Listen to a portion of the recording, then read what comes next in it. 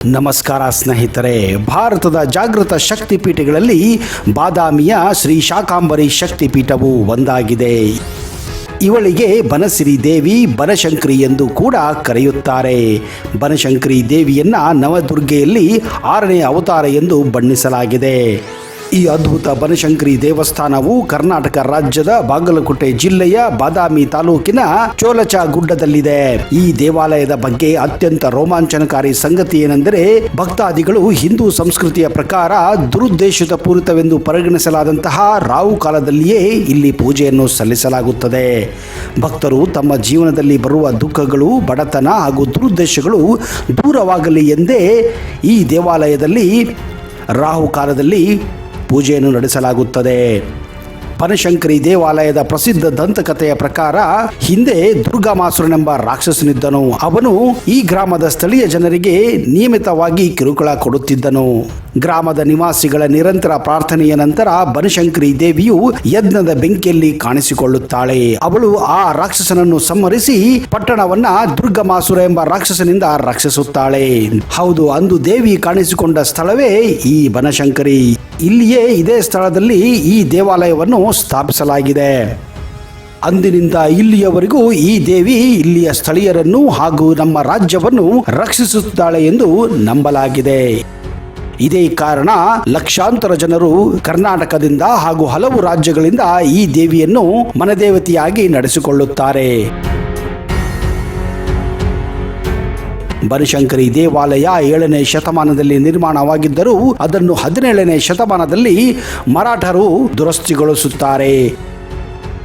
ಇದೇ ಕಾರಣ ಮಹಾರಾಷ್ಟ್ರದಿಂದ ಬರುವ ಭಕ್ತಾದಿಗಳ ಸಂಖ್ಯೆ ಅತಿ ಹೆಚ್ಚಾಗಿದೆ. ಈ ಪುರಾತನ ದೇವಾಲಯವು ದ್ರಾವಿಡ ವಾಸ್ತುಶೈಲಿಯನ್ನು ಪ್ರದರ್ಶಿಸುತ್ತದೆ. ಈ ದೇವಾಲಯಕ್ಕೆ ಪುಷ್ಯ ಮಾಸವಾದ ಜನವರಿ ಹಾಗೂ ಫೆಬ್ರವರಿ ತಿಂಗಳಲ್ಲಿ ಪ್ರವಾಸಿಗರಿಗೆ ಇಲ್ಲಿನ ಸ್ಥಳೀಯರು ಆಯೋಜಿಸುವ ದೇವಾಲಯದ ರಥದ ಮೆರವಣಿಗೆಯನ್ನು ಪಾಲ್ಗೊಳ್ಳುವ ಅವಕಾಶ ಕೂಡ ಇರುತ್ತದೆ. ತಿಲಕಾರಣ್ಯದಲ್ಲಿ ನೆಲೆಸಿದ ಈ ದೇವಾಲಯವು ಬನ ಮತ್ತು ಶಂಕರಿ ಎಂಬ 2 ಪದಗಳ ಸಂಯೋಜನೆಯಿಂದ ಈ ಹೆಸರನ್ನು ಪಡೆದುಕೊಂಡಿದೆ. ಬನ ಎಂದರೆ ಕಾಡು ಎಂದರ್ಥ, ಶಂಕರಿ ಎಂದರೆ ಶಿವನ ಪ್ರಿಯೆ ಅಂದರೆ ಪಾರ್ವತಿ ಎಂದರ್ಥ. ಬಾದಾಮಿ ಸಾನ್ನಿಧ್ಯದಲ್ಲಿರುವ ಬನಶಂಕರಿ ದೇವಾಲಯವನ್ನು 7ನೇ ಶತಮಾನದಲ್ಲಿ ಕಲ್ಯಾಣ ಚಾಲುಕ್ಯರು ನಿರ್ಮಿಸಿದರೆಂದು ನಂಬಲಾಗಿದೆ. ಸ್ಕಂದ ಪುರಾಣ ಮತ್ತು ಪದ್ಮ ಪುರಾಣಗಳಲ್ಲಿ ಹೇಳಿರುವಂತೆ ಬನಶಂಕರಿಯಲ್ಲಿ ದುರ್ಗಾಮಾಸುರನೆಂಬ ರಾಕ್ಷಸನು ಸಂಹರಿಸಿದ ದೇವಿ ಪಾರ್ವತಿಯ ಅವತಾರವಾದ ಚಾಲುಕ್ಯರ ಕುಲದೇವತೆ ಎಂದು ನಂಬಲಾಗಿದೆ. ಈ ಬನಶಂಕರಿ ದೇವಾಲಯದಲ್ಲಿ ದೇವಿಯ ಮೂರ್ತಿಯನ್ನು ಕಪ್ಪು ಕಲ್ಲಿನಿಂದ ಕೊರೆಯಲಾಗಿದ್ದು, ಆಕೆಯು ಸಿಂಹದ ಮೇಲೆ ಕುಳಿತಿರುವ ಭಂಗಿಯಲ್ಲಿ ಇರಲು ಪಾದದಡಿ ಸಿಲುಕಿರುವ ರಾಕ್ಷಸರನ್ನು ನೀವು ಕಾಣಬಹುದು. ದೇವಿಗೆ ಅಷ್ಟಭುಜ ಕೈಗಳಿವೆ. ಬಲಗೈಯಲ್ಲಿ ಖಡ್ಗ, ಗಂಟೆ, ತ್ರಿಶೂಲ ಮತ್ತು ಲಿಪ್ತಿ ಹಾಗೂ ಎಡಗೈಯಲ್ಲಿ ಡಮುರ, ಡಾಲು, ರುಂಡ ಮತ್ತು ಅಮೃತ ಪಾತ್ರೆಗಳಿವೆ. ಈ ದೇವಿ ತ್ರಿನೇತ್ರೆ. ಬನಶಂಕರಿಯನ್ನು ಮಹಾಕಾಳಿ, ಮಹಾಲಕ್ಷ್ಮಿ ಮತ್ತು ಮಹಾಸರಸ್ವತಿ ಎಂದರೂ ಕೂಡ ಕರೆಯುತ್ತಾರೆ. ತಾಯಿಯ ಬಲಗೈಯು ಸುಜ್ಞಾನ ಸಂಕೇತವಾದರೆ ಎಡಗೈಯು ಶೌರ್ಯದ ಸಂಕೇತವಾಗಿದೆ. ಈ ದೇಗುಲವು ತಿಲಕಾರಣ್ಯ ಅರಣ್ಯದಲ್ಲಿ ನೆಲೆಸಿರುವುದರಿಂದ ಶಾಕಾಂಬರಿ, ಬನಶಂಕರಿ ಅಥವಾ ವನಶಂಕರಿ ಎಂದು ಸಹ ಭಕ್ತರು ದೇವಿಯನ್ನ ಆರಾಧಿಸುತ್ತಾರೆ, ಕರೆಯುತ್ತಾರೆ. ಬನಶಂಕರಿ ದೇವಿಯ ಇನ್ನೊಂದು ಹೆಸರು ಶಾಕಾಂಬರಿ ದೇವಿ, ಅರ್ಥಾತ್ ಶಾಕಾಂಬರಿ ಎಂದರೆ ತರಕಾರಿಗಳ ದೇವತೆ ಎಂದರ್ಥ. ಅಲ್ಲದೆ ಬನಶಂಕರಿಯಲ್ಲಿ ಬನ ಎಂದರೆ ಹಸಿರು ಅರಣ್ಯ. ಹೀಗಾಗಿ ಅರಣ್ಯದ ಸಿರಿ ಸಂಪತ್ತಿನ ದೇವರು ಎಂದರೆ ಬನಶಂಕರಿ ಮಾತೆ. ಬನಶಂಕರಿ ದೇವಿ ಮತ್ಯಾರು ಅಲ್ಲ, ಪಾರ್ವತಿಯ ಅವತಾರ ಎಂದೇ ನಂಬಲಾಗಿದೆ. ಕರ್ನಾಟಕ ಅಷ್ಟೇ ಅಲ್ಲ, ಮಹಾರಾಷ್ಟ್ರದಿಂದಲೂ ಕೂಡ ಬನಶಂಕರಿ ದರ್ಶನಕ್ಕೆ ಭಕ್ತರು ಹುಡುಕಿಕೊಂಡು ಬರುತ್ತಾರೆ. ಅದರಲ್ಲೂ ಮಂಗಳವಾರ, ಶುಕ್ರವಾರಗಳಂದು ಬಾದಾಮಿ ಬನಶಂಕರಿ ದೇವಿಯ ದರ್ಶನ ಮಾಡುವುದು ಅತ್ಯಂತ ಶುಭಕರ ಎಂದು ನಂಬಿಕೆ ಇದೆ. ಬೆಳಿಗ್ಗೆ 6ರಿಂದ ಮಧ್ಯಾಹ್ನ 1 ಗಂಟೆ ಹಾಗೂ 3 ಗಂಟೆಯಿಂದ ರಾತ್ರಿ 9 ಗಂಟೆವರೆಗೆ ಭಕ್ತರು ಬನಶಂಕರಿಯ ದರ್ಶನ ಮಾಡಬಹುದು. ಉತ್ತರ ಕರ್ನಾಟಕ ಭಾಗದ ಅತಿ ದೊಡ್ಡ ಜಾತ್ರೆ ಎಂದೆನಿಸುವ ಜಗನ್ಮಾತೆ ಶಾಕಾಂಬರಿ, ಶಂಕರಿ, ಬನಶ್ರೀ ಮತ್ತಿತರ ನಾಮಧೇಯಗಳಿಂದ ಜಗತ್ ಪ್ರಸಿದ್ಧವಾಗಿರುವ ಬಾದಾಮಿ ಬನಶಂಕರಿ ಜಾತ್ರೆ ನಿಜಕ್ಕೂ ಅಪ್ರತಿಮ. ಇದು ಬಹುತೇಕ ಜನವರಿ ತಿಂಗಳಲ್ಲಿ ನೆರವೇರುತ್ತದೆ. ವರ್ಷದಿಂದ ವರ್ಷಕ್ಕೆ ಸ್ವಲ್ಪ ವ್ಯತ್ಯಾಸವಾದರೂ ಸಂಕ್ರಮಣಕ್ಕಿಂತ ಮೊದಲು ಅಥವಾ ನಂತರ ಬನಶಂಕರಿ ದೇವಿಯ ಜಾತ್ರೆ ನಡೆಯುವುದು ವಾಡಿಕೆ.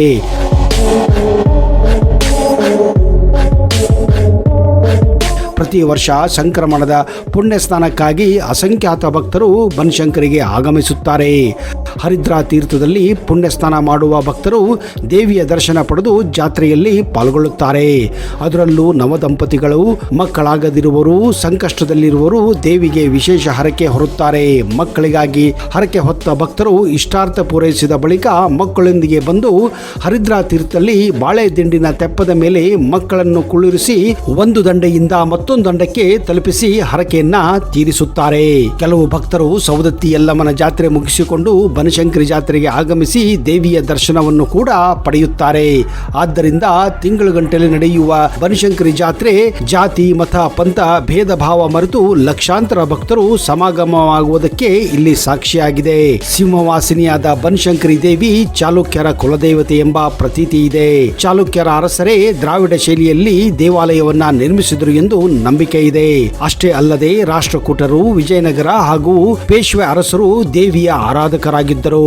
ಹಂತ ಹಂತವಾಗಿ ದೇವಾಲಯದ ಜೀರ್ಣೋದ್ಧಾರ ಕೈಗೊಂಡರು ಎಂದು ಇತಿಹಾಸ ಸಾರುತ್ತದೆ.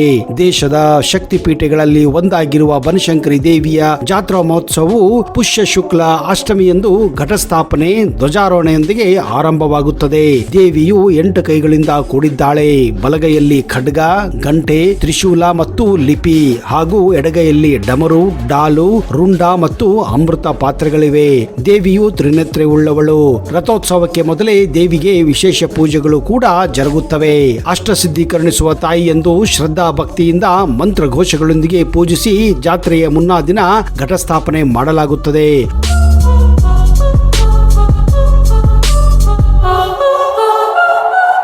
ಪುಷ್ಯ ಶುದ್ಧ ಚತುರ್ಥಿಯಂದು ದೇವಿಗೆ 108 ತರಕಾರಿಗಳ ಪಲ್ಯವನ್ನ ಮಾಡಿ ನೈವೇದ್ಯವನ್ನ ಮಾಡಲಾಗುತ್ತದೆ. ಆ ದಿನವನ್ನು ಪಲ್ಯದ ಹಬ್ಬ ಎಂದೇ ಇಲ್ಲಿ ಆಚರಿಸುತ್ತಾರೆ. ಪೌರ್ಣಿಮೆಯಂದು ಸಂಜೆ ಅಸಂಖ್ಯಾತ ಭಕ್ತ ಸಮೂಹ ಮಧ್ಯೆ ವಿಜೃಂಭಣೆಯಿಂದ ಮಹಾರಥೋತ್ಸವ ಕೂಡ ನಡೆಯುತ್ತದೆ. ಭಕ್ತರು ಬಾದಾಮಿ ಬನಶಂಕರಿ ನಿನ್ನ ಪಾದಕೋ ಶಂಭಕೋ ಶಂಭಕೋ ಎಂದು ಘೋಷಣೆ ಕೂಗುತ್ತಾ ಶ್ರದ್ಧಾ ಭಕ್ತಿಯಿಂದ ರಥವನ್ನು ಎಳೆದು ಪುನೀತರಾಗುತ್ತಾರೆ. ಹಳ್ಳಿ ಬಂಡೆಯ ಹಗ್ಗ ಇಲ್ಲಿ ವಿಶೇಷತೆ ಇದೆ. ರಥೋತ್ಸವಕ್ಕೆ ಗದಗ ಜಿಲ್ಲೆಯ ರೋಣ ತಾಲೂಕು ಮಾಡಲಗಿರಿ ಗ್ರಾಮದಿಂದ ತೇರಿನ ಹಗ್ಗವನ್ನ ತರಲಾಗುತ್ತದೆ. ರಥೋತ್ಸವದ 3ನೆಯ ದಿನ ಸಮಸ್ತ ಗ್ರಾಮಸ್ಥರು ಸೇರಿಕೊಂಡು ಬಂಡಿಯ ಅದ್ದೂರಿ ಮೆರವಣಿಗೆ ನಡೆಸುತ್ತಾರೆ. ಬರುವಾಗ ಬಂಡಿಯನ್ನು ಭಕ್ತರೇ ಎಳೆದು ತಂದಿರುತ್ತಾರೆ. ಆ ಬಂಡಿ ಮರಳಿ ಮಾಡಲಗಿರಿಗೆ ಹೋಗಲು ಇಲ್ಲಿಂದ ಹೊಸ ಎತ್ತುಗಳನ್ನ ಖರೀದಿಸಿಕೊಡುವುದು ಸಂಪ್ರದಾಯ. ಅದಕ್ಕಾಗಿಯೇ ಗ್ರಾಮಸ್ಥರು ಸಭೆಯನ್ನು ಸೇರಿ ಹಳ್ಳಿ ಬಂಡೆಗೆ ಎತ್ತುಗಳ ಖರೀದಿಯ ಜವಾಬ್ದಾರಿಯನ್ನ ವಹಿಸುತ್ತಾರೆ. ಕಟ್ಟಲು ಜೋಡೆತ್ತು ಖರೀದಿ ಪ್ರಕ್ರಿಯೆ ನಡೆಯುತ್ತದೆ. ಇಡೀ ಜಾನುವಾರು ಜಾತ್ರೆಯಲ್ಲಿ ಅತ್ಯಂತ ಶುಭ್ರವಾದಂತಹ ಹಾಗೂ ಕಟ್ಟುಮಸ್ತಾದ ಎತ್ತುಗಳ ಹುಡುಕಾಟದಲ್ಲಿ ಹಿರಿಯರು ತೊಡಗುತ್ತಾರೆ. ಎಷ್ಟೇ ಖರ್ಚಾದರೂ ಅಧಿಕ ಹಣ ನೀಡಿ ಹಳ್ಳಿ ಬಂಡೆಗೆ ಕಟ್ಟುವ ಎತ್ತುಗಳ ಖರೀದಿ ನಡೆಯುತ್ತದೆ. ಹಳ್ಳಿ ಬಂಡೆಯಲ್ಲಿದ್ದ ಹಗ್ಗವನ್ನು ದೇವಿಗೆ ಸಮರ್ಪಿಸಿ ಬಳಿಕ ಬಾದಾಮಿ ದೇವಿಯ ಭಕ್ತರು ಆ ಹಳ್ಳಿಯ ಬಂಡಿಗೆ ಎತ್ತುಗಳನ್ನ ಹೊಸದಾಗಿ ಖರೀದಿಸಿ ನೀಡುವ ಪದ್ಧತಿ ತಲೆತಲಾಂತರಗಳಿಂದಲೂ ಚಾಲ್ತಿಯಲ್ಲಿದೆ. ನಂತರ ತೇರಿನ ಹಗ್ಗಕ್ಕೆ ಸಾಂಪ್ರದಾಯಿಕ ಪೂಜೆ ಸಲ್ಲಿಸಿ ಅಲಂಕೃತ ರಥಕ್ಕೆ ಕಟ್ಟಿ ಭಕ್ತರು ವಿಜಯ ಘೋಷ ಹಾಕುತ್ತಾ ರಥವನ್ನ ಎಳೆಯುತ್ತಾರೆ. ಬನಶಂಕರಿ ಜಾತ್ರೆಯ ಹೋಳಿ ಬಂಡೆ ತನ್ನದೇ ಆದ ವಿಶೇಷತೆಯನ್ನು ಹೊಂದಿದೆ. ಇಲ್ಲಿ ಬಂಡೆಗಳನ್ನ ನೀರಿನಲ್ಲಿ ಹರಿಸಲಾಗುತ್ತದೆ. ಈ ಸಂದರ್ಭದಲ್ಲಿ ಸಾವಿರಾರು ಜನರು ನೀರಿನಲ್ಲಿ ಇಳಿದು ಬನಶಂಕರಿ ದೇವಿಯನ್ನ ಜೈಕಾರ ಹಾಕುತ್ತಾರೆ.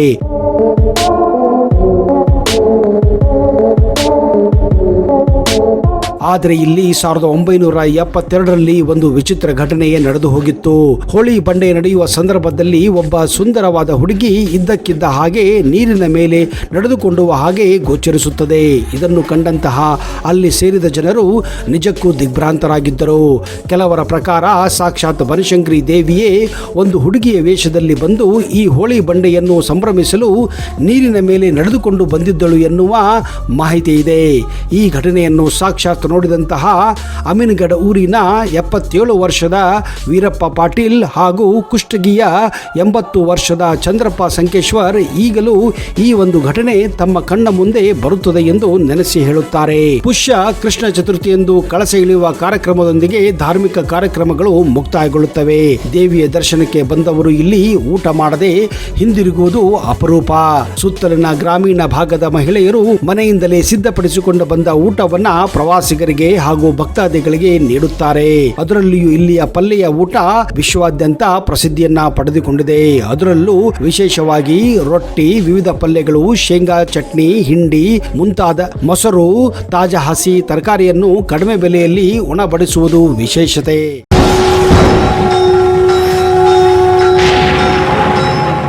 ಶ್ರೀ ಮಹಾಪ್ರತ್ಯಂಗಿರ ಚೌಡೇಶ್ವರಿ ಜ್ಯೋತಿಷ್ಯ ಫಲ, ಪಂಡಿತ್ ವೈದ್ಯಮೋಡಿ ರಾಮಜ್ಜ, ಶ್ರೀ ಆಂಜನೇಯ ಸ್ವಾಮಿಯ ಆರಾಧಕರು, ಇಂಡಿಯನ್ ಫೇಮಸ್ ಅಸ್ಟ್ರಾಲಜರ್.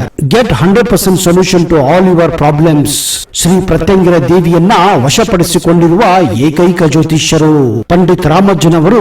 ರಾಜಮೋಡಿ, ತಾಳೆಗೆರೆ ಮತ್ತು ನಿಮ್ಮ ಧ್ವನಿಯ ಮೂಲಕ ನಿಮ್ಮ ಭವಿಷ್ಯವನ್ನ ನಿಖರವಾಗಿ ಹೇಳುತ್ತಾರೆ.